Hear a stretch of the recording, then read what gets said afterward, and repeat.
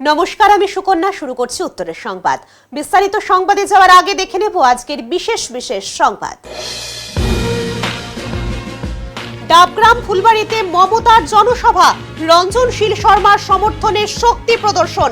অপরদিকে ময়নাগুড়িতে বিধানসভা কেন্দ্রে তৃণমূল সুপ্রিমো মমতা বন্দ্যোপাধ্যায়ের নির্বাচনী সভাকে ঘিরে তৈরি হয় উৎসবের আবহ। রান্নার গ্যাস বুকিং এর নিয়মে বড়সড় পরিবর্তন আনলো কেন্দ্র, বাড়ল অপেক্ষার সময়।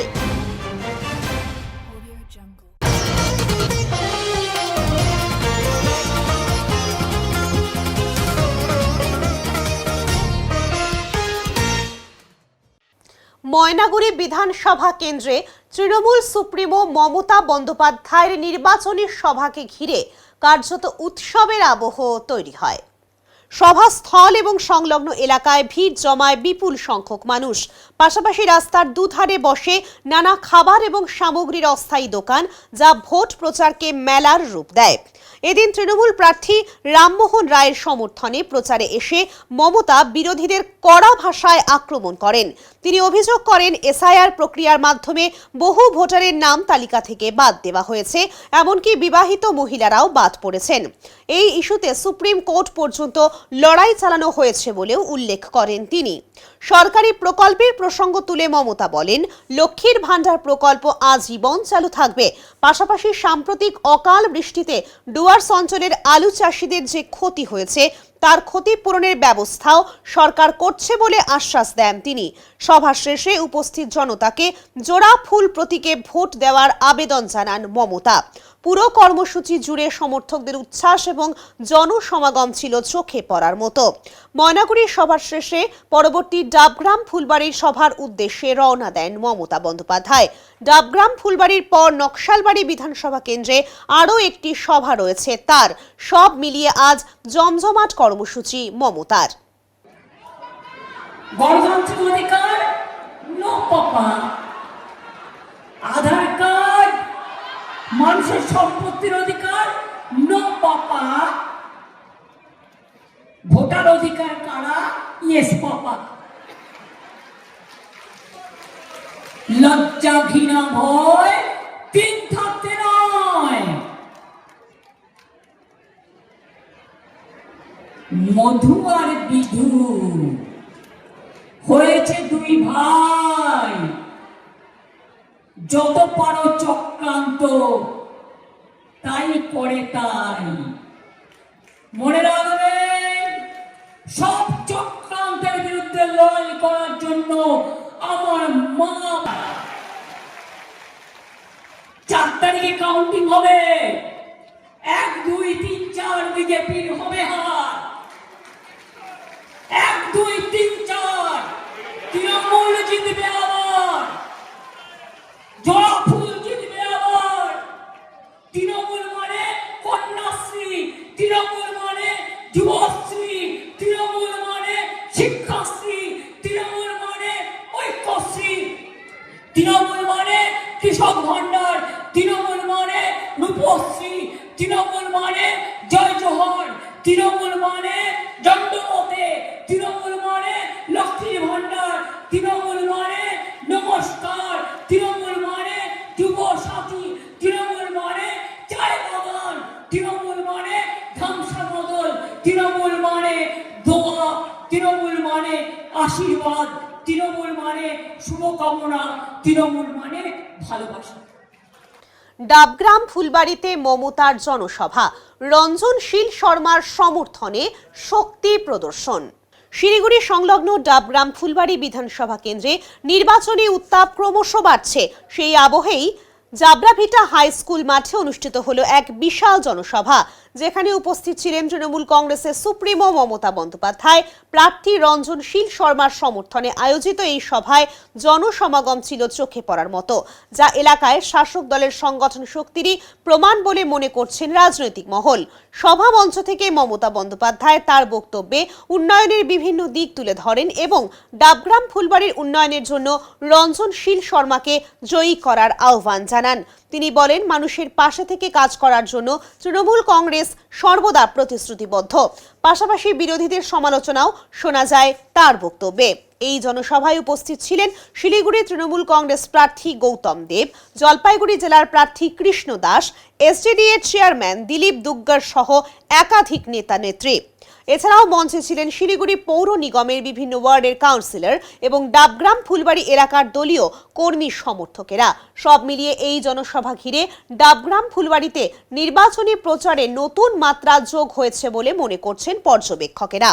তৃণমূলের এই শক্তি প্রদর্শন ভোটের ফলাফলে কতটা প্রভাব ফেলবে এখন সেটাই দেখার। সর্বশেষ প্রয়াস বাংলার বুকে এসআইআর এর নাম করে দিয়ে বাংলার ধর্মের সঙ্গে ধর্মের লড়াই করা, মানুষের বর্ণের সঙ্গে বর্ণের লড়াই করা, উন্নয়নের কথাকে স্তব্ধ করে দিয়ে ভারতবর্ষের একটা সাম্প্রদায়িক দল ভারতবর্ষের ধর্ম নিরপেক্ষতাকে নষ্ট করবার চেষ্টা করছে। বাংলা নেত্রী মমতা বন্দ্যোপাধ্যায় বাংলার সমস্ত মা বোনদেরকে, সব ধর্মের মানুষকে ঐক্যবদ্ধ রাখবার চেষ্টা করছে। বাংলার নেত্রী মমতা বন্দ্যোপাধ্যায় বাংলার আপামর গরিব মানুষ, বাংলার মায়েদের জন্য, বাংলার শিশু থেকে সর্বস্তরের মানুষকে একটা বিভিন্ন পরিকল্পনার মধ্যে দিয়ে বাংলার অর্থনীতিকে এগিয়ে নিয়ে যাওয়ার চেষ্টা করছে। ভারতবর্ষে আরেকটা শক্তি দিনের পর দিন বেকারত্বকে বাড়িয়ে দিচ্ছে। তাদের নীতির ফলে ভারতবর্ষের রাষ্ট্রায়ত্ত সংস্থাগুলো আদানি আম্বানির কাছে বিক্রি করে দিচ্ছে। কিন্তু বাংলার মানুষ শান্তিপ্রিয় মানুষ, বাংলার মানুষ সমস্ত ধর্মের মানুষকে নিয়ে চলবার কৃষ্টি শিখেছে। এটাই আমাদের বাংলার ঐতিহ্য। বাংলার এই সুদৃঢ় ঐতিহ্যকে বড় সাম্প্রদায়িক শক্তি, বিবেকগামী শক্তি বাংলাকে ভেঙে টুকরো টুকরো করতে পারবে না নিশ্চিত। জেলায় মুখ্যমন্ত্রী মমতা বন্দ্যোপাধ্যায়ের প্রথম নির্বাচনী সভা চলাকালীন জলপাইগুড়ি সদর বিধানসভা কেন্দ্রের অধীন মণ্ডলঘাট অঞ্চলের কাদোবাড়ি দাসপাড়ায় 10টি পরিবার বিজেপিতে যোগদান করেছে বলে বুধবার দাবি করেছে বিজেপি। এদিন একটি অনুষ্ঠানের মধ্য দিয়ে বিজেপিতে যোগদান করেন তারা। পাশাপাশি বিজেপির তরফেও তাদের পাশে থাকার আশ্বাস দেওয়া হয়েছে। আমরা অ্যাকচুয়ালি বিজেপি প্রার্থীটা আমার অনেকদিনের পছন্দই ছিল। আর সব থেকে বড় কথা হচ্ছে অনন্তদেব অধিকারী আমাদের দাদা যে আসেন, ইনি আসাতে আমাদের আবার সহজ হয়ে গেল, যার পক্ষে আমরা আসলাম বিজেপি সরকারের কাছে। আচ্ছা, 2026 সালের ভোট প্রচারের ধরনে বড় পরিবর্তন এসেছে। মিছিল মিটিং ছাড়িয়ে এখন সোশ্যাল মিডিয়ায় প্রধান হাতিয়ার হয়ে উঠেছে। ফেসবুক, হোয়াটসঅ্যাপ এবং ইউটিউবের মাধ্যমে রাজনৈতিক দলগুলি সরাসরি ভোটারদের কাছে পৌঁছচ্ছে।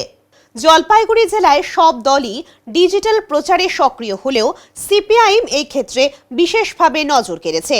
তাদের প্রচারের প্রতিটি মুহূর্ত দ্রুত আপলোড করে মানুষের কাছে পৌঁছে দেওয়া হচ্ছে। বিশেষজ্ঞদের মতে তরুণ ভোটারদের আকৃষ্ট করতে সোশ্যাল মিডিয়া অত্যন্ত কার্যকর। ফলে 2026-এর লড়াই এখন মাঠের পাশাপাশি মোবাইলের পর্দাতেও সমানভাবে চলছে। বেশিরভাগই দেখা যাচ্ছে সোশ্যাল মিডিয়ায় প্রচার চলছে। নেটে তো হেঁটে না চললে তো নেটে হয় না কিছু। ফলে হেঁটে হেঁটে যে প্রোগ্রাম হচ্ছে, এখন যেরকম চলে যাবেন, আজকে সারাদিনে বউবাজার আছে, দিনবাজারে আছে, বাহাদুরে রয়েছে, বোয়ালমারিতে রয়েছে, রাত্রে আরও পাড়া বৈঠকগুলো রয়েছে। সবখানে আমাদের প্রার্থী যাবে জনজীবনের সমস্যাগুলোকে নিয়ে। এখন কর্পোরেট মিডিয়া, যে আদানি আম্বানি পরিচালিত মিডিয়া, বিভাজনের রাজনীতি যারা করে, এসআইআর নিয়ে যারা হিন্দু মুসলমান করে, সেই সব মিডিয়াই হচ্ছে এই বামপন্থীদের জীবন জীবিকার প্রচারটা আসবে না। ফলে একটা সামাজিক কাজ, সামাজিক মাধ্যমকে অবশ্যই গুরুত্বের মধ্যে চলে আসছে। কারণ সবার হাতেই মোবাইল যেহেতু রয়েছে, তারা চায় জীবন জীবিকার কথা যে পার্টি বলছে তার প্রচারটা তুলে ধরতে। ফলে মানুষের প্রার্থী দেবরাজ মানুষ প্রচার তুলে ধরছে। এই প্রচার সামাজিক মাধ্যমে যদি ভালোভাবে আসে, খুব ভালো কথা। কি মনে হচ্ছে এবার এই প্রচারটা কি কতটা কাজে লাগবে আপনাদের? মানুষ যদি নিজেকে দেখে ভোট দেয়, নিজের পরিবারকে দেখে ভোট দেয়, তাহলে নিজের পরিবারের, নিজের সন্তানের ভবিষ্যৎ ভালো রাখার ভোট হচ্ছে লাল ঝান্ডার ভোট। আর মানুষ যদি আত্মকেন্দ্রিক হয়, মানুষ যদি ভাবে যে আমার কাছে ধর্মই বড়, কর্মর চেয়ে, কাজের চেয়ে, জীবিকার চেয়ে মন্দির বড়, মসজিদ বড়, তাহলে আলাদা ব্যাপার দাঁড়াবে। কিন্তু জীবন জীবিকার প্রশ্নে, মানুষের অধিকার রক্ষার প্রশ্নে রেশনটা থাকবে কি থাকবে না, 100 দিনের কাজটা থাকবে কি থাকবে না, পাড়ার স্কুলটা থাকবে কি থাকবে না, আমার ভোটাধিকার আক্রান্ত ভাবা যায়? ভোটাধিকারটাই আক্রান্ত। এই অধিকারগুলো থাকবে কি থাকবে না, যে অর্জিত অধিকারগুলো বামফ্রন্টের সময় মানুষ পেয়েছিল, সেই অধিকার রক্ষার পক্ষে মানুষ যদি সচেতনভাবে নিজের দিকে তাকায়, পরিবারের দিকে তাকায়, সন্তানের দিকে তাকায়, নির্বাচনে ভোট দেন, তাহলে অবশ্যই লাল ঝান্ডা দিবে। নিষ্ঠা ও ভক্তিভরে জলপাইগুড়ির 10 এলাকায় অনুষ্ঠিত হল দেবনাথ পরিবারের ঐতিহ্যবাহী বাসন্তী পূজা। প্রতি বছরের মতো এবছরেও দেবনাথ পরিবারের আয়োজিত এই বাসন্তী পুজোয় গোটা গ্রাম ঘিরে এক উৎসবের আবহ তৈরি হয়। দেবনাথ পরিবারের কর্তা তথা তৃণমূল নেতা দুলাল দেবনাথের এই পুজো দীর্ঘদিন ধরেই এলাকায় বিশেষ পরিচিতি লাভ করেছে। পুজোর শুভ সূচনা হয় বিভিন্ন পুরোহিত, মহারাজ এবং মসজিদের ইমামের উপস্থিতিতে, যা সাম্প্রদায়িক সম্প্রীতির এক উজ্জ্বল দৃষ্টান্ত স্থাপন করে।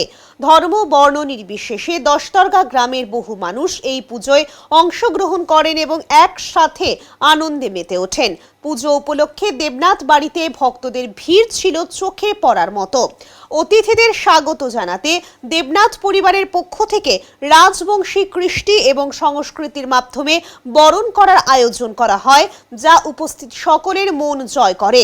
ঐতিহ্য, সংস্কৃতি এবং সম্প্রীতির এক অপূর্ব মেলবন্ধন দেখা যায় এই পুজোয়। দুলাল দেবনাথ জানান, এই পুজো শুধুমাত্র একটি ধর্মীয় অনুষ্ঠান নয়, এটি গ্রামের মানুষের মিলন মেলা। আগামী দিনেও এই বাসন্তী পুজোর ঐতিহ্য বজায় রেখে আরও বড় পরিসরে আয়োজন করার পরিকল্পনা রয়েছে বলেও তিনি জানান। খুবই ভালো লাগছে, খুবই আনন্দ হচ্ছে। কি পুজো এটা? কোথায় এসেছেন? এটা তো দরগার আমাদের দুলাল দেবনাথ বাবাজির আমন্ত্রণে এসেছি এখানে। প্রায় কয়েক বছর এলাম, এইভাবে আসছি আর কি। তো খুব ভালো লাগছে এখানে এসে। প্রত্যেক বছরের মতো এই একটা বাৎসরিক সর্বধর্ম সমন্বয় নিয়ে একটা আনুষ্ঠানিক একটা আলোচনার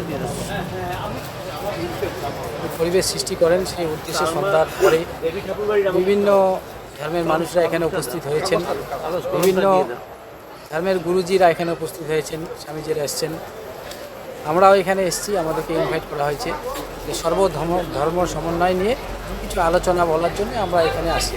কি বার্তা দেবেন এখান থেকে, পুজো থেকে? এখান থেকে বার্তা বলতে আমরা ভারতবর্ষের জনগণ হিসেবে আমরা যেটা জানি যে ধর্ম যার যার, আমরা কারো ধর্ম নিয়ে কারো সঙ্গে কটূক্তি করতে পারি না। ভারতবর্ষে অনেক ধর্মের মানুষরা বসবাস করেন, সকল ধর্মের মানুষ নিজের নিজের ধর্ম নিয়ে শান্তিতে আছেন, আরও ভালো থাকবেন, এটাই আশা করি। ছট পুজোর সন্ধ্যায় পুলিশের ব্যারিকেড থাকা সত্ত্বেও চুরি গেল বাড়ির গুরুত্বপূর্ণ জিনিসপত্র। ছট পুজোর রাতে চুরি গেল পুলিশ লাইন সংলগ্ন এলাকার একটি বাড়িতে। জানা গেছে, গতকাল রাতে ছট পুজোতে গিয়েছিল ওই বাড়ির ছট ভক্তরা। এরপর বাড়িতে এসে দেখে বাড়ির দরজা খুলে আলমারি তছনছ করে বাসনপত্র, সোনার অলংকার সহ ইলেকট্রনিক্স জিনিস নিয়ে চলে গেছে। এবার নিয়ে দুবার হলো তাদের এই চুরি। বাড়ির মালিক বলেন, আশেপাশে পুলিশ কোয়ার্টার, চারিদিকে পুলিশের পাহারা রয়েছে, তার মাঝখানে কয়েকটি বাড়ি, আর সেখান থেকেই ছট পুজোতে এই ধরনের চুরির ঘটনা অবাক করেছে। বাড়ির দরজার তালা ভেঙে বাড়ির গুরুত্বপূর্ণ জিনিসপত্র চুরি হয়ে গেছে। পুরো বিষয়টি পুলিশকে জানাবেন বলে তারা জানিয়েছেন। একটা ঘরে তালা দেওয়া ছিল, একটা ঘরে ছিল না, মানে এরকম মানে আটকানো ছিল। আমার ছেলে ছিল, ছেলে মানে সে করে নেই, তারা ঘুরে বের হয়েছে, ঠিক মতো বাঁধে নেই, ঘরটাকে ভেজায় চলে গেছে। ব্যাস, এই ঘরটার মধ্যে মানে তালা দেওয়ার মতোই ছিল, খুলে নিয়ে ওই ঘর থেকে একটা ছোট টিভি ছিল, আর এই ঘর থেকে যে কাঁসার থালাগুলো সব নিয়ে চলে গেছে। আপনার কি ছট পূজায় গেছিলেন? হ্যাঁ, আমরা ছট পূজা ঘাটে গেছিলাম। তালা দিয়েছিল না ঘর? আমার ঘর তালা দেওয়া ছিল না, আর আমার জায়ের ঘরটা বন্ধ ছিল। সেটা কি তালা ভেঙে? হ্যাঁ। কত টাকা হবে প্রায়? ওটা তো আমি বলতে পারবো না, কিন্তু জিনিসপত্র চুরি হয়েছে, টাকা চুরি হয়নি, জিনিসপত্রটা চুরি। টাকাটা ছিল না, সঙ্গে টাকাটা ছিল, আর জিনিসপত্রগুলোই চুরি হয়ে গেছে। কি কারণে মনে হয়? আশেপাশে তো পুলিশের এটা শুধু আজকে বলে না, এটা মানে প্রায় বছরেই আমাদের ঘর থেকে জিনিস হারায়। এর আগেও আমার যাই ঘর থেকে ওখানে শোকেসটা ছিল, এই যে শোকেসটা, শোকেসের ভিতরে লকাবে এখান থেকে 4টা নাকের ফুল ছিল, নাকের ফুল নিয়ে নিচে, বাচ্চার বাজু ছিল, বাজু নিচে, আমার ছেলের 4টা বাজু ছিল, বাজু নিচে, রূপার চেন, মানে সব রূপার জিনিস, সোনার জিনিস সব চুরি করে নিচ্ছে। সেটা আগের বছরও হয়েছিল, মানে এটা নিয়ে 2 বছর হলো। এটা কি নেশার কোনো আশেপাশে আছে নাকি? এটাই হবে, যারা নেশা যে করে, যে এদিকে ঘুরে, আশপাশে ঘুরে, এই যে এখানে সেন্ট্রালের যে কোয়ার্টারে এখানে থাকে, নেশা করে, দলবাইতে এদেরই কাজ হবে। মানে পুলিশের চারিদিকে তো পুলিশের একটা থাকেই, পুলিশ লাইন আশেপাশে পুলিশ থাকে, তবুও তাও নেশা যা করে তাদের কি আর পুলিশ যাদের আসা তা ঠিকই আসবে। কি নাম আপনার? আমার নাম মৌসুমী মণ্ডল। আপনার বাড়িতে চুরি হয়েছে? হ্যাঁ, আমার বাড়িতেই। নাবালিকার মৃত্যুর ঘটনায় চাঞ্চল্য, পরিবারের পাশে দার্জিলিংয়ের সাংসদ রাজু বিস্তা, দ্রুত গ্রেফতারের দাবি। শিলিগুড়িতে নাবালিকার অস্বাভাবিক মৃত্যুর ঘটনায় চাঞ্চল্য ছড়িয়েছে গোটা এলাকায়। দোষীদের দ্রুত গ্রেফতার এবং কঠোর শাস্তির দাবিতে সরব হয়েছেন দার্জিলিংয়ের বিজেপি সাংসদ রাজু বিস্তা। একই সঙ্গে শোকাহত পরিবারের পাশে থাকার আশ্বাস দেন তিনি। সোমবার শিলিগুড়ি পুর নিগমের 1 নম্বর ওয়ার্ডে 16 বছর বয়সী পূজা রায়ের অস্বাভাবিক মৃত্যুকে ঘিরে ব্যাপক চাঞ্চল্য ছড়ায়। অভিযোগ, একই পাড়ার আমির আলীর সঙ্গে দীর্ঘদিনের সম্পর্ক ছিল ওই নাবালিকার। পরিবারের দাবি, বিয়ের প্রস্তাব দেওয়ার পর অভিযুক্ততা এড়িয়ে যায়। এরপর কুলিপাড়ায় নিজের বাড়ি থেকেই ঝুলন্ত অবস্থায় উদ্ধার করা হয় কিশোরীকে। ঘটনার পর ক্ষোভে ফেটে পড়েন পরিবারের সদস্য এবং স্থানীয় বাসিন্দারা। অভিযুক্তের বিরুদ্ধে দফায় দফায় বিক্ষোভ, রাস্তা অবরোধ এবং অবস্থান আন্দোলনে উত্তপ্ত হয়ে ওঠে এলাকা। পরিস্থিতি সামাল দিতে প্রশাসনের তৎপরতাও নজরে আসে। মঙ্গলবার বিকেলে ঘটনাস্থলে পৌঁছন রাজু বিস্তা। তিনি পরিবারের সদস্যদের সঙ্গে কথা বলেন এবং এই দুঃসময়ে তাদের পাশে থাকার আশ্বাস দেন। পাশাপাশি ঘটনার দ্রুত তদন্তের উপরে জোর দেন। সাংসদ স্পষ্টভাবে জানান, দোষীদের দ্রুত গ্রেপ্তার করে কঠোর শাস্তি নিশ্চিত করতে হবে। একই সঙ্গে তিনি প্রশাসনের কাছে দ্রুত পদক্ষেপের দাবি জানান, যাতে পরিবার ন্যায় বিচারে নিশ্চিত হয়। आईसी से भी बात हुई और मैं पुलिस प्रशासन के टच में भी हूँ। बहुत दुर्भाग्यपूर्ण घटना है और इस घटना से परिवार ने तो अपनी बेटी को खोया ही है, सिलीगुड़ी को भी शर्मसार करता है और इस तरह की घटना सिलीगुड़ी की जनता बर्दाश्त नहीं करेगी। और स्वयं मुख्यमंत्री ममता बनर्जी आज नॉर्थ बंगाल में है, वो एक महिला है और ये उनकी जवाबदेही बनती है, उनकी सरकार की, आपकी सरकार के रहते हुए अपराध जो है पश्चिम बंगाल में चरम पे है।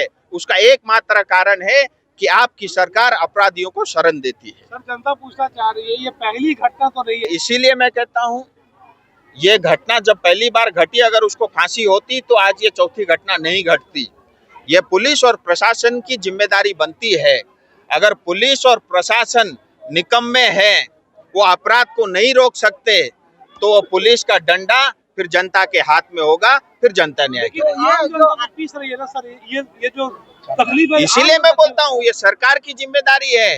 हम नहीं चाहते कानून को अपने हाथ में लेना, लेकिन इस तरह से अगर पुलिस प्रशासन लाचार होगा, फिर जनता मजबूर होगी कानून को और डंडे को अपने हाथ में लेने।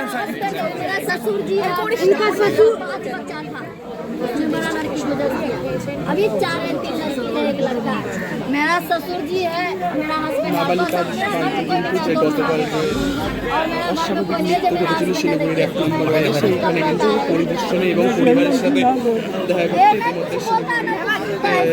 এমপি দার্জিলিং জেলার এমপি অর্থাৎ সাংসদ রাজু বিস্তা ইতিমধ্যে কিন্তু সেই উপস্থিতি। और किसी के माई के लाल में इतना दम नहीं है कि हमारी बहन बेटियों के साथ जो है दुष्कर्म करके जो है उसको उसकी हत्या करे। 4 लड़की को ऐसे किया, 4 हिंदू लड़की के साथ पहले 4 उसका पे केस हुआ है, 4 पुलिस को कोई एक्शन नहीं लिया। उसका मान बढ़ा हुआ तब तो 4 लड़की को बर्बाद किया सर। अगर पहली बार में ही पुलिस ने उसको लटकाया होता तो आज नहीं पड़ता सर। राजनीति चलता है सर, पैसा खा के सब चल जाता है। कोई नहीं, मैं अभी राजनीति में तोड़फोड़ करूँगा। এখনই নিচ্ছি ছোট্ট একটা বিরতি, ফিরে আসছি বিরতির পর, সঙ্গে থাকুন।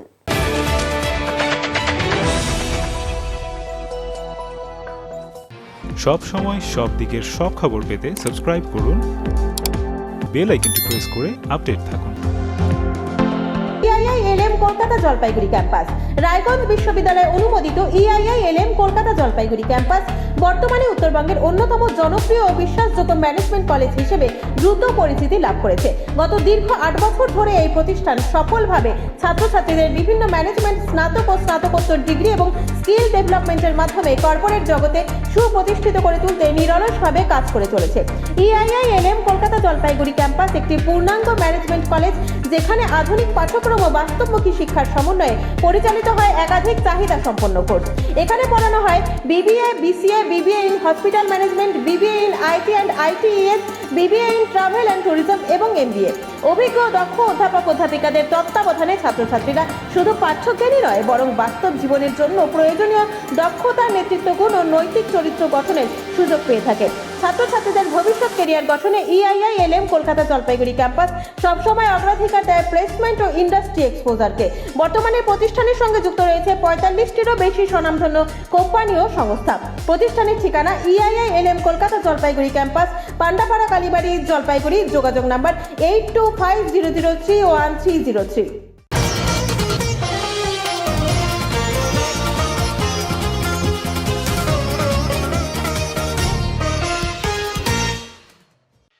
এলপিজি বুকিংয়ে নতুন নিয়ম, বাড়ল অপেক্ষার সময়। রান্নার গ্যাস বুকিংয়ের নিয়মে বড়সড় পরিবর্তন আনল কেন্দ্র। নতুন এই নিয়মে ডাবল সিলিন্ডার গ্রাহকদের পরবর্তী বুকিংয়ের জন্য আগের তুলনায় বেশি সময় অপেক্ষা করতে হবে, অন্তত 35 দিন। এর ফলে সবচেয়ে বেশি সমস্যায় পড়তে পারেন প্রধানমন্ত্রী উজ্জ্বলা যোজনার উপভোক্তারা।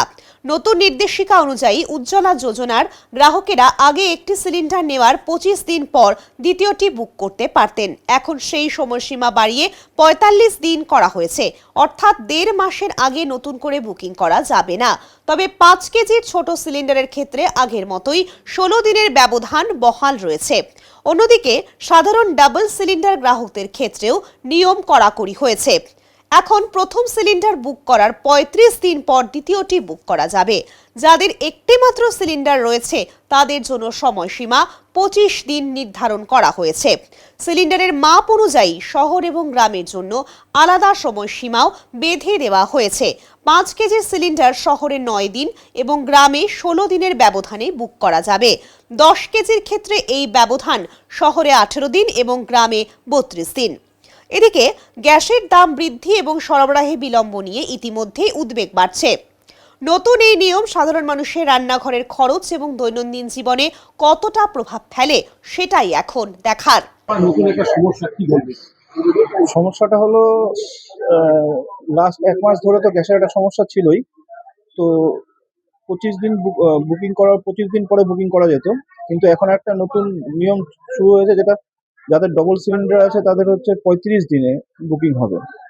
তো সমস্যাটা আরেকটু বাড়লো, সমস্যাটা কমার জায়গায় সমস্যাটা আরেকটু বাড়লো। তো আমাদের একটাই অনুরোধ, যাতে সেটা 25 দিনই করা হয়, বুকিং এর টাইমটা 25 দিনই করা হয়। 35 দিন করলে সাধারণ মানুষ আরো সমস্যায় পড়তে হবে। হ্যাঁ, বুকিং করতে একটা সমস্যা হচ্ছে, হয়তো ওনাদের সার্ভারে বা কোনো কিছুতে প্রবলেম আছে। এখন যেই সমস্ত মানুষরা গ্রাম এলাকার থেকে আসছে তাদের সবচেয়ে বেশি সমস্যা হচ্ছে। শহরের মানুষদের তো হচ্ছেই, কারণ তাদের কাছে ঠিক মতন ইনফরমেশনটা পৌঁছায়নি, যে বুকিং এর সিস্টেমটা এখনো ঠিক মতন পৌঁছায়নি। হ্যাঁ, সমস্যা সবারই বাড়ছে দিনের পর দিন। নিতে এসছি, আমিও এসে শুনলাম এখানে প্রচুর গরিব মানুষরা আসছে, ঠিক আছে, যে হঠাৎ করে রাতের মধ্যে 25 দিন থেকে 35 দিন। আজকে 35 দিন যে গ্যাস একটা সংসারে, যেই সংসারে 4-5 জন মানুষ আছে, ঠিক আছে, 35 দিন কি গ্যাস যায়? তারা কি করবে? তার মানে 25 দিন গ্যাস শেষ হয়ে যাওয়ার পরে 10 দিন তারা না খেয়ে বসে থাকবে? বুকিং এই 25 দিনের 35 দিনের প্রথমে বললো 25 দিন বুকিং করা যাবে, আগে ছিল 15 দিন, তারপরে হলো 25 দিন। এবার 25 দিনের দিনের পরে 26 দিন বা 27 দিন 28 দিন হয়ে যাচ্ছে, বুকিং হচ্ছে না। বুকিং এর সমস্যা, চরম ভোগান্তির মধ্যে মানুষ পড়ছে, ঠিক আছে। এখন সমস্ত মানুষের ভোগান্তি হচ্ছে, কষ্ট সহ্য করতে হচ্ছে আমাদের সাধারণ পাবলিকের। আমার নাম তিতাস কর। তো আমাদের সিস্টেম হচ্ছে, আমরা কাস্টমার বুকিং করবে, তো বুকিং এ আমরা বাড়িতে হোম ডেলিভারি দেবো। কিন্তু এখন দেখা যাচ্ছে অনেকের মোবাইলে সব এখন কাস্টমাররা হয়ে যাচ্ছে, কারণ কি যাদের ডবল সিলিন্ডার তাদের 35 দিনই করে দিয়েছে এখন। আর সিঙ্গেল সিলিন্ডারে 25 দিন করেছে, আর উজালাতে তাদের 45 সিলিন্ডার করেছে। এখন তারাই এরকম করছে যে উজালাতে আমাদের এখানে গ্রামগঞ্জে উজালাও বেশি আছে, এবং উজালা কাস্টমাররা বলছে ওরা 35 দিনে পাচ্ছি, আমরা কেন পাবো না। এটা সরকারের পলিসি, এটা তো আমাদের কিছু করলে, এবং অনেকের মোবাইলে বুকিং হচ্ছে না, এবং কেওয়াইসি তে আমাদের এখানে গ্রামগঞ্জে যেটা হচ্ছে কেওয়াইসি, এখন গভর্নমেন্টের নিয়ম আছে Indian oil one app download করে কেওয়াইসি করা যায়, কিন্তু এখানকার সেরকম তো শিক্ষিত লোক খুব কম বসবাস করে, যার জন্য তারা কেওয়াইসি করতে পারছে না। আজকে আমাদের এখানে সবচেয়ে বেশি লাইন হচ্ছে কেওয়াইসি করার জন্য লাইন, একের পর এক লাইন দাঁড়িয়ে থাকতেছে লোক। রাজগঞ্জের তৃণমূল প্রার্থী স্বপ্না বর্মনের প্রার্থী পদ ঘিরে অনিশ্চয়তা এখনো কাটেনি। বুধবার কলকাতা হাইকোর্টের জলপাইগুড়ি সার্কিট বেঞ্চ ফের তাকে নিজের ভুল স্বীকার করে নতুন করে রেল দফতরের কাছে চিঠি দেওয়ার নির্দেশ দিয়েছে। এর আগে আদালতের নির্দেশ ছিল মঙ্গলবার বিকেল 5টার মধ্যে ভুল স্বীকার করে রেলকে চিঠি দিলে রেল দফতর 48 ঘন্টার মধ্যে তাদের সিদ্ধান্ত জানাবে। সেই অনুযায়ী স্বপ্না বর্মন চিঠি জমা দিলেও তাতে রেল কর্তৃপক্ষ সন্তুষ্ট হয়নি বলে জানা গিয়েছে। এদিন রেলের পক্ষ থেকে ডেপুটি সলিসিটর জেনারেল বিষয়টি বিচারপতির নজরে আনেন। এর পরিপ্রেক্ষিতে বিচারপতি পুনরায় স্বপ্না বর্মনকে নিজের ভুল স্বীকার করে নতুন করে চিঠি দেওয়ার নির্দেশ দেন। সূত্রের খবর, আইনজীবীকে সঙ্গে নিয়ে তিনি আলিপুরদুয়ার ডিআরএম অফিসে গিয়ে সেই চিঠি জমা দিয়েছেন। এখন দেখার এই চিঠির ভিত্তিতে রেল দফতর কী সিদ্ধান্ত নেয়। উল্লেখ্য, রেল দফতরের অভিযোগ, চাকরিরত অবস্থায় স্বপ্না বর্মন রাজনৈতিক দলে যোগ দিয়েছেন এবং সেই দলের প্রার্থী হিসেবে রাজগঞ্জ বিধানসভা কেন্দ্রে নির্বাচনে লড়ছেন, যা রেলের নিয়ম বিরুদ্ধ। এই অভিযোগের ভিত্তিতে তার বিরুদ্ধে বিভাগীয় তদন্ত শুরু হয়েছে। এখনো পর্যন্ত রেল দফতরের তরফে তাকে ছাড়পত্র দেওয়া হয়নি। আলিপুরদুয়ার ডিভিশনের অধীনে সোশ্যাল ওয়েলফেয়ার অফিসার পদে কর্মরত ছিলেন স্বপ্না বর্মন। এ বিষয়ে deputy solicitor general Sudipta Majumdar জানান, স্বপ্না বর্মনের দেওয়া আগের চিঠিতে রেল দপ্তর সন্তুষ্ট নয়। সেই বিষয়টি আদালতের নজরে আনার পর বিচারপতি তাকে পুনরায় নিজের ভুল স্বীকার করে নতুন করে চিঠি দিতে নির্দেশ দিয়েছেন। হ্যাঁ, স্বপ্না বর্মন কালকে যে চিঠি রেলকে পাঠিয়েছিলেন, সেই চিঠিটা আদালতের আদেশের অনুযায়ী ছিল না। তো সেটাই আমরা কোর্টের দেখালাম, সকালবেলা কোর্টের নোটিশে আনলাম। তো জাস্টিস ক্রান্ত বলেছেন যে আবার করে চিঠি দিতে, এবং সেই চিঠিটা যেন কোর্টের অর্ডারের অনুযায়ী হয়। তো ওনারা চিঠি দিয়েছেন, এখন দেখা যাক রেল কি বলে। শুক্রবার দিন অবধি রেল চিঠি দেখবে, দেখে রেলের বক্তব্য রেল জানাবে। কি আদেশের স্বপ্না বর্মনকে কি ডিআরএম এর কাছে গিয়ে দিতে বলেছে সেটা কোর্ট কিছু বলেননি। ওনারা মেল করতে পারেন, হোয়াটসঅ্যাপ করতে পারেন, ফিজিক্যালিও গিয়ে দিয়ে আসতে পারেন, সবই রাস্তা খোলা আছে। কিন্তু ফিজিক্যালি গেলেন সেটা ওনার চয়েস, আমার সেখানে কিছু বলার নেই। আদেশের কি যে আদেশটা ছিল কি উনি পালন করেননি। ওখানে আদেশে বলা হয়েছিল যদি উনি চিঠিতে উনি দোষ স্বীকার করে নেন, চাকরি থেকে অব্যাহতি চান এবং সমস্ত মাইনে যদি যা টাকা পয়সা রেলের কাছ থেকে পেয়েছেন ফেরত দিতে রাজি থাকেন, তাহলে রেল কনসিডার করবে, এটাই বলা উচিত ছিল। তো এই আর কি। আর ওনার এগেনস্টে তো একটা ডিসিপ্লিনারি প্রসিডিং ড্রপ করা হয়েছে। তা হয় ওনাকে ডিসিপ্লিনারি প্রসিডিংটা ফেস করতে হবে, অথবা ওনাকে স্বীকার করতে হবে ভুল করেছিলাম, তাহলে ডিসিপ্লিনারি প্রসিডিংটা লজিক্যাল এন্ডে আসবে। উনি ইলেকশন লড়বেন সেটা ওনার ব্যাপার, কিন্তু যেটা আইন সেটা আইন। তো আর বিষয়টা হচ্ছে, আরেকটা বিষয় এটা যে উনি অক্টোবর থেকে ছুটিতে ছিলেন, সেই বেতনগুলো এতদিনে 5 মাসের যে বেতন সেটাও কি ফিরিয়ে দিতে হবে নাকি? হ্যাঁ, সবই ফেরত দিতে হবে। ফেরত দিলে পরে সেটা রেল হিসেব করে বলবে কত টাকা ওনার কাছ থেকে রেল ফেরত পাবে। উনি যে এটা চিঠি পাঠিয়েছেন সেটার মধ্যে কি ভুল স্বীকার বা এগুলো কিছু ছিল না, বা যেটা আগে পাঠিয়েছিলেন তাতে ছিল না বলে রেল আমাকে জানিয়েছে, এবং রেল সে কপি আমাকে পাঠিয়েছিল, আমি কোর্টকে দেখিয়েছি। কোর্টও একমত হয়েছেন যে না, এটা ঠিক, চিঠিটা ঠিক হয়নি, তাই আবার চিঠি দিতে বলেছে। ডাম্পারের ধাক্কায় শিশুর মৃত্যু, উত্তেজনা ধূপগুড়িতে। ডাম্পারের ধাক্কায় পিষ্ট হয়ে মৃত্যু হলো 5 বছরের এক শিশুর। ঘটনাটি ঘটেছে ধূপগুড়িতে। এই মৃত্যুকে কেন্দ্র করে ব্যাপক চাঞ্চল্য ছড়ায় ধূপগুড়ি জলপাইগুড়িগামী জাতীয় সড়কে। স্থানীয় বাসিন্দাদের অভিযোগ, প্রশাসনের নজরদারি এড়িয়ে দিনরাত নদী থেকে জেসিবি নামিয়ে অবাধে বালি লুট চলছে। সারিবদ্ধ ডাম্পারে করে সেই বালি পাচারের সময়ই আজ ঘটে এই দুর্ঘটনা বলে অভিযোগ। ঘটনার প্রতিবাদে এবং বালি মাফিয়াদের দৌরাত্ম্য বন্ধের দাবিতে পথ অবরোধ করে ক্ষোভে ফেটে পড়েন স্থানীয়রা। খবর পেয়ে ঘটনাস্থলে পৌঁছান ধূপগুড়ি থানার আইসি সহ বিশাল পুলিশ বাহিনী। ঘটনার কিছু সময় যানজটের সৃষ্টি হয় বলে জানা যায়। পুলিশ স্থানীয়দের সাথে আলোচনা চালিয়ে পরিস্থিতি নিয়ন্ত্রণে আনে। ছোট বাচ্চা ওয়ানে পড়া একদম পিছিয়ে নিয়ে চলে গেছে রাস্তার মধ্যে। এইখানে ট্রাফিক আছে কিন্তু ধরতে পারেনি গাড়িটাকে, গাড়ি বের হয়ে চলে গেছে কিন্তু ধরতে পারেনি। আচ্ছা, যে অফিস প্রশাসন কি করছে? প্রশাসন এখানে ছিল কিন্তু গাড়িটাকে ধরতে পারেনি। খালি বাইক যে রাস্তা ছোট রাস্তা, ওই রাস্তা গাড়ি মানে বালু আর বড় বড় ডাম্পার যায়। প্রশাসন এগুলো দেখে না? প্রশাসন তো দেখে, কিছু বলে না আর কি। গত 20শে মার্চ আরজিকর হাসপাতালে লিফট দুর্ঘটনার পরিপ্রেক্ষিতে নিরাপত্তা জোরদার করতে উদ্যোগ নিল শিলিগুড়ি জেলা হাসপাতাল। হাসপাতাল কর্তৃপক্ষের উদ্যোগে সমস্ত লিফট অপারেটরদের নিয়ে এবং নিরাপত্তা রক্ষীদের নিয়ে একটি সচেতনতা এবং প্রশিক্ষণ শিবিরের আয়োজন করা হয়। এই শিবিরে লিফটে সাধারণ মানুষ আটকে পড়লে কিভাবে দ্রুত এবং নিরাপদে উদ্ধার করতে হবে সেই বিষয়ে হাতে কলমে প্রশিক্ষণ দেওয়া হয়। পাশাপাশি জরুরি পরিস্থিতিতে অপ্রয়োজনীয় বোতাম না চেপে কিভাবে সঠিকভাবে কল সিস্টেমের মাধ্যমে ভেতরে থাকা বার্তা পৌঁছে দিতে হবে সেই বিষয়েও বিস্তারিতভাবে বোঝানো হয়। মুখ্যমন্ত্রীর নির্দেশে আয়োজিত এই প্রশিক্ষণ কর্মসূচিতে হাসপাতালের সুপার CMOH এর তত্ত্বাবধানে পিডব্লিউডি ইলেকট্রিক এবং সিভিল বিভাগের সহযোগিতায় মহড়া চালানো হয়। লিফট অপারেটর এবং উদ্ধারকারী দলের সদস্যদের নিয়ে সম্ভাব্য যে কোনো ত্রুটি বা বিপদের সময় কিভাবে দ্রুত পদক্ষেপ নিতে হবে তার পূর্ণাঙ্গ ধারণা দেওয়া হয়। হাসপাতাল কর্তৃপক্ষ জানিয়েছে, ভবিষ্যতে যাতে এই ধরনের দুর্ঘটনা এড়ানো যায় এবং জরুরি পরিস্থিতিতে দ্রুত সাড়া দেওয়া সম্ভব হয় সেই লক্ষ্যেই এই প্রশিক্ষণের আয়োজন। সমস্ত লিফট কর্মীদের পর্যাপ্ত প্রশিক্ষণের মাধ্যমে নিরাপত্তা নিশ্চিত করাই এই উদ্যোগের মূল উদ্দেশ্য। এটা সুপার আমাদের যে চিফ ইঞ্জিনিয়ার আমাদের CM ম্যাডামের ইনস্ট্রাকশনে একটা ছোট্ট আমাদের এখানে ট্রেনিং প্রোগ্রাম হলো। সমস্ত লিফটম্যান এবং সুপার স্যার CMOH স্যারের ডিরেকশন মতো এখানে ছোট্ট আমরা একটা ট্রেনিং প্রোগ্রাম করলাম। PW ইলেকট্রিক অ্যান্ড সিভিলের প্রেজেন্সে করলাম।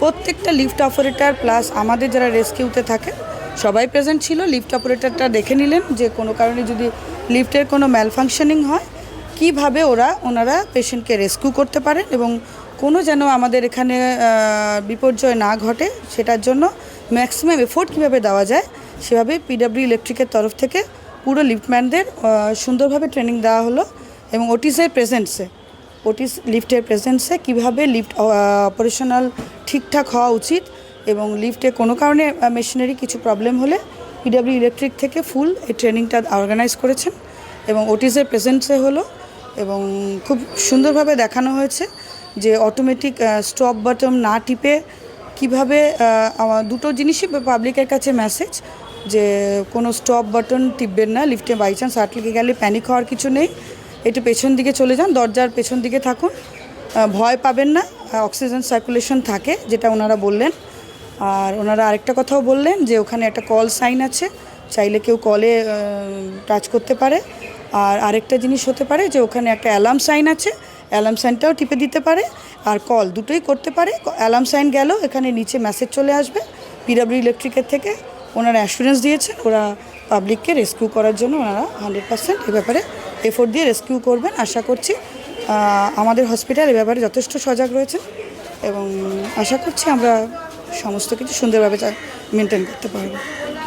EIILM কলকাতা জলপাইগুড়ি ক্যাম্পাসে দুদিন ব্যাপী বইমেলা শেষ হলো মঙ্গলবার। প্রবেশ ছিল সম্পূর্ণ বিনামূল্যে। জলপাইগুড়ি শহর সংলগ্ন পান্ডাপাড়ায় অবস্থিত EIILM কলকাতা জলপাইগুড়ি ক্যাম্পাসে প্রথমবারের মতো এবার অনুষ্ঠিত হয় দুদিন ব্যাপী ইনডোর এবং ডিজিটাল বুক ফেয়ার। সোম এবং মঙ্গলবার দুপুর 2টো থেকে রাত 8টা পর্যন্ত চলে এই বইমেলা। বইমেলায় বহু স্বনামধন্য প্রকাশনা সংস্থা অংশগ্রহণ করে। পাশাপাশি সমান গুরুত্ব পায় অনলাইন প্ল্যাটফর্ম, যেখানে ছিল নানান বিষয়ের বিপুল সংখ্যক ই-বুক। সময়ের সাথে তাল মিলিয়ে হার্ড কপি এবং ডিজিটাল দুই ধরনের বইয়ের বিস্তৃত সমাহারী মেলার প্রধান আকর্ষণ ছিল এই বইমেলায়। কলেজের ছাত্রছাত্রী ছাড়াও বহিরাগত প্রচুর ছাত্রছাত্রী এই বইমেলায় অংশগ্রহণ করেন বলে জানা গিয়েছে। নাগরাকাটায় বুনো হাতির হামলায় জখম মহিলা, এলাকায় আতঙ্ক। নাগরাকাটা ব্লকের বামুনডাঙ্গা চা বাগানের বিচ লাইনে বুনো হাতির হামলায় গুরুতর জখম হলেন এক মহিলা। আহত মহিলার নাম নেহা ভুইয়া, বয়স 36। বর্তমানে তার চিকিৎসা চলছে মাল সুপার স্পেশালিটি হাসপাতালে। এই ঘটনাকে কেন্দ্র করে এলাকায় ব্যাপক আতঙ্ক ছড়িয়ে পড়েছে। স্থানীয় সূত্রে জানা গিয়েছে, সোমবার রাতে পার্শ্ববর্তী গরুমারা জঙ্গল থেকে একটি বুনো হাতি লোকালয়ে ঢুকে পড়ে। হাতিটি প্রথমে বিচ লাইনে প্রবেশ করে এবং সোজা নেহা ভুইয়ার বাড়ির সামনে চলে আসে। এলাকার বাসিন্দারা একত্রিত হয়ে হাতিটিকে তাড়িয়ে দেয়। হাতি চলে গেছে ভেবে কিছুক্ষণ পর বাড়ির বাইরে বেরিয়ে আসেন নেহা ভুইয়া। সেই সময় কাছেই লুকিয়ে থাকা হাতিটি আচমকায় তার সামনে এসে পড়ে এবং তাকে আক্রমণ করে। হাতিটি নেহাকে শুঁড়ে পেঁচিয়ে ধরে। ওই সময় নেহার স্বামী চিৎকারে হাতিটি তাকে ছেড়ে পালিয়ে যায়। প্রথমে গুরুতর কিছু বোঝা না গেলেও মঙ্গলবার দুপুরে নেহার কোমর এবং পায়ে তীব্র যন্ত্রণা শুরু হয়। এরপর পরিবারের সদস্যরা তাকে শুল্কাপাড়া গ্রামীণ হাসপাতাল নিয়ে যান। সেখানে প্রাথমিক চিকিৎসার পর অবস্থার অবনতি হওয়ায় তাকে মাল সুপার স্পেশালিটি হাসপাতালে স্থানান্তরিত করা হয়। এই ঘটনায় বামুনডাঙ্গা চা বাগান এলাকায় আতঙ্কের পরিবেশ তৈরি হয়েছে। স্থানীয় বাসিন্দারা বন দপ্তরের কাছে দ্রুত প্রয়োজনীয় ব্যবস্থা নেওয়ার দাবি জানিয়েছেন। वो मतलब कि रात के 1 से 1:30 के बीच की घटना बता रहा है। वो घर के बाहर बता रहा है कि एलिफेंट ने अटैक किया उसके ऊपर, और ऐसा तो कहीं ओपन इंजरी नहीं है, और उसके हिप में थोड़ा सा मुझे लगता है कि कुछ इंजरी है, लेकिन पैर मूवमेंट भी हो रहा है। और इसका क्लियरिफिकेशन जो हम एक्सरे कराएंगे तभी पता चलेगा। पेन रात को नहीं आया, मैंने पूछा भी उससे रात को क्यों नहीं आया, तो बोला कि दर्द नहीं हो रहा है, तो सुबह दर्द हुआ इसलिए आया, रात को नहीं आया इसी कारण। और घर के बगान के घर में रह रहा था, बाहर ही इसके घर के बाहर अटैक किया है हाथी ने, जो उसको बोल रहा है पेशेंट। तो अभी क्या किया आप लोग? अभी तो उसको हम बेसिक ट्रीटमेंट दे के हम मेरी टीम ने पूरा उसका ट्रीटमेंट किया। उसके बाद हम लोग तुरंत उसको माल बाजार के लिए रेफर कर दिया इसको। आपका नाम? डॉक्टर LK भाषा, सुल्कापाड़ा हॉस्पिटल। এখনই নিচ্ছি ছোট্ট একটা বিরতি, ফিরে আসছি বিরতির পর, সঙ্গে থাকুন।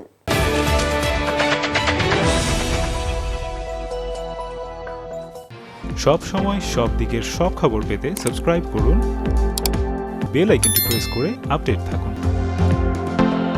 এভিয়েশন ও হসপিটালিটি জগতে ভবিষ্যৎ গড়ার সুযোগ নিয়ে এসেছে La Liberta Institute of Aviation and Hospitality Management. শুরু হয়েছে নতুন সেশনের ভর্তি প্রক্রিয়া। এখানে রয়েছে হসপিটালিটি ও hotel management, cabin crew management, airport ground handling সহ একাধিক কোর্সের সুবিধা। 10ম শ্রেণী পাস কিংবা অনুত্তীর্ণ শিক্ষার্থীরাও ভর্তি হতে পারবেন। তবে এভিয়েশন কোর্সের জন্য ন্যূনতম প্রয়োজন উচ্চ মাধ্যমিক পাস। রয়েছে অত্যন্ত কম খরচে মাসিক কিস্তি এবং 100% জব প্লেসমেন্ট। ঠিকানা শ্রীদয়াল সিনেমা হল, পান্ডাপাড়া, জলপাইগুড়ি। আরও বিস্তারিত জানতে যোগাযোগ করুন স্ক্রিনে দেওয়া নম্বরগুলিতে।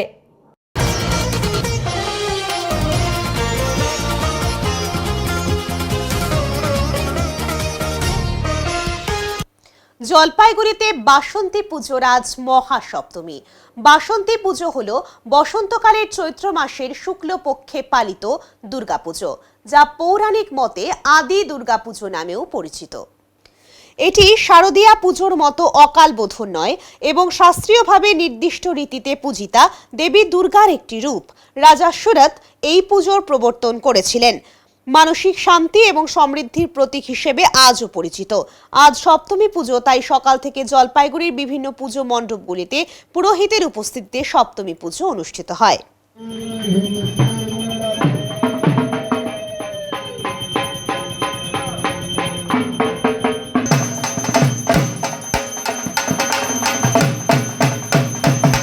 এখন দেখে নেব আজকের আবহাওয়ার সংবাদ।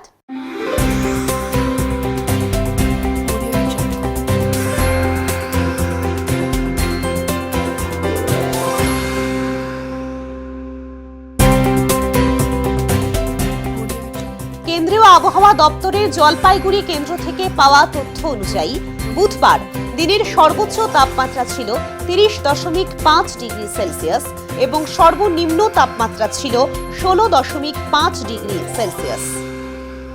শেষ করবার আগে আজকের বিশেষ সংবাদ আরও একবার।